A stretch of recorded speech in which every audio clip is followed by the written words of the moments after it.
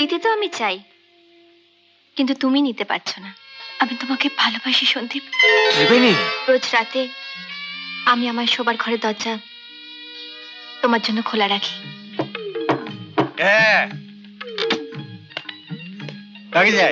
নমস্কার গুরুভঙ্গ বাবু। গুরুভঙ্গ নয়, আমার নাম ত্রিভঙ্গ। ত্রিভঙ্গ বাবু, আমি এসেছি। সেটা দেখতেই পাচ্ছি, কিন্তু আপনি কে? সে কি, আমাকে চিনতে পারছেন না? না। আমি সেই ব্যানার্জি ভাগ্নে। সে যে আপনার বাড়িতে এসেছিলাম আপনার মেয়েকে দেখতে। ও হ্যাঁ, মনে পড়েছে। কিন্তু ওরা তো আমার মেয়েকে পছন্দ করেননি। না, ওরা পছন্দ না করেছে তাতে কি হয়েছে? আমি তো পছন্দ করছি। আপনি? হ্যাঁ, আমি ওকে বিয়ে করব। আপনার সেই 3 লাখ টাকাটা রেডি আছে তো? 3 লাখ? কি বলতে চান আপনি? এই যে টোপর, মালা, ওই যে আপনার মেয়ে, হ্যাঁ, আমার বউ হবে। মহাশয়ের পেশা? হ্যাঁ, সাধনা। সাধনা? তন্ত্রমন্ত্র সাধনা। তার মানে আপনি তান্ত্রিক? হ্যাঁ, শ্মশানে মশানে পড়ে থাকি, গাঁজা ভাঙ চুল্লুক সব খাই।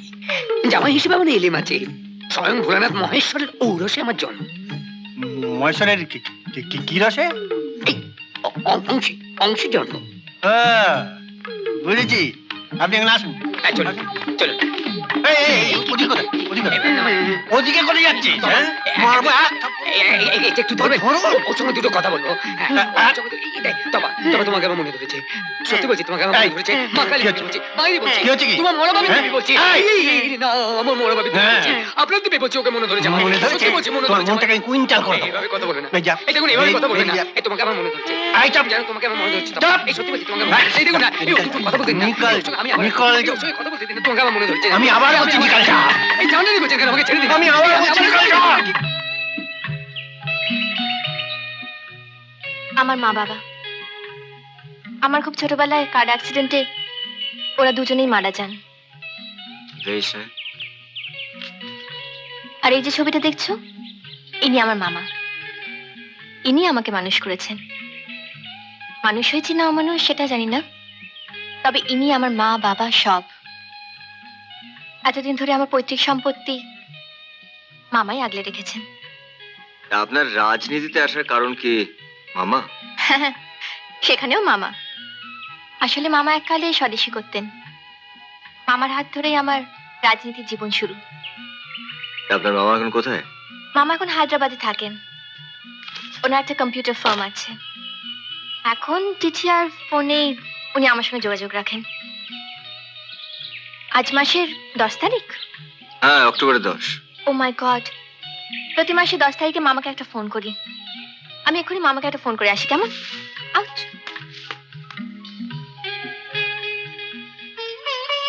স্যার, আপনার ফোন কলকাতা থেকে। ও দাও দাও দাও, আমার মেয়ে। হ্যাঁ বল। তোমার শরীর কেমন আছে? ঠিক আছে তো? না না, সব ঠিকই আছে। শোনো, ব্লাড প্রেশারের ওষুধগুলো কি করে খাচ্ছ? একেবারে অনিয়ম করবে না কিন্তু। এত আমাকে নিয়ে চিন্তা করার তো কিছু নেই রে। তুমি তোমার নিজের শরীরের দিকে একটু নজর দাও তো। রাখি। ওকে, বাই। আচ্ছা আচ্ছা।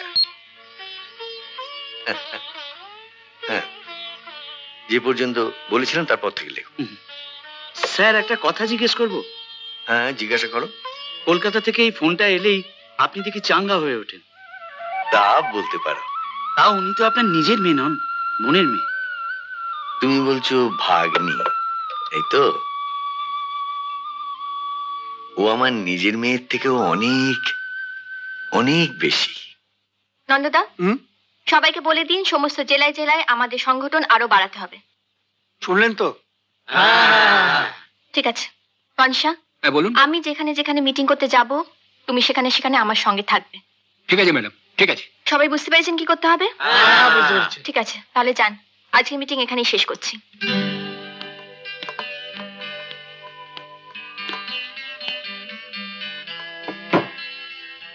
নাও, ছোলাটা খেয়ে নাও। আপনি আমাকে খাইয়ে খাইয়ে একেবারে মোটা করে দিচ্ছেন। বেশি কথা নয় সন্দীপ, খাও।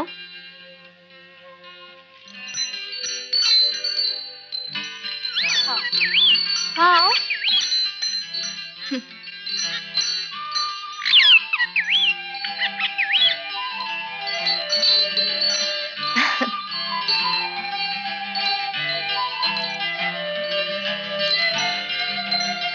আরে কাকাতুয়া, বাহ, তুইও খাঁচায় বসে ছোলা খাচ্ছিস, আমিও খাঁচায় বসে ছোলা খাচ্ছি।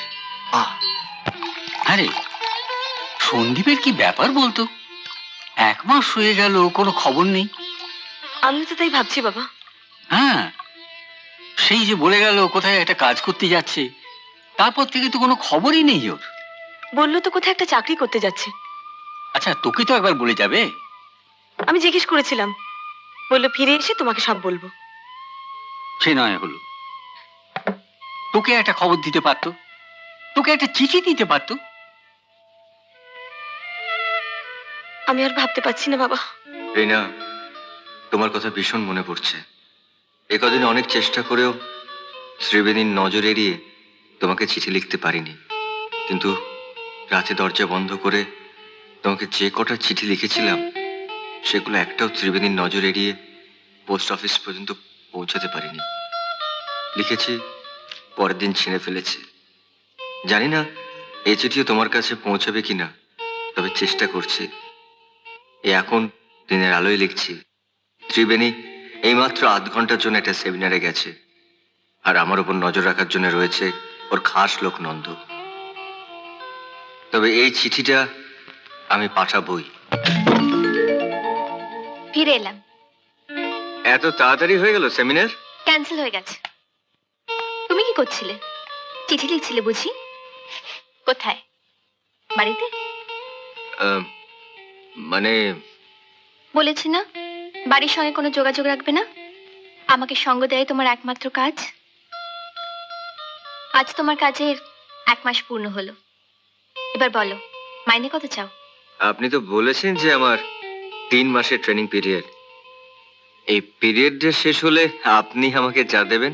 দিতে তো আমি চাই, কিন্তু তুমি নিতে পারছো না। কি বলছেন আপনি? ঠিকই তো বলছি। এখনো আপনি আপনি বলো। তুমি বলতে পারো না? আপনি ভুল করছেন ত্রিবেণীজি, ভুলকে আঁকড়ে ধরে থাকবেন না। উহুম, আমি কোনো ভুল করিনি। আমি অনেক ভেবেচিন্তেই এই সিদ্ধান্তে এসেছি। আপনি আপনি আমার কথাটা শোনার চেষ্টা করুন। না, আমি কোনো কথা শুনতে চাই না।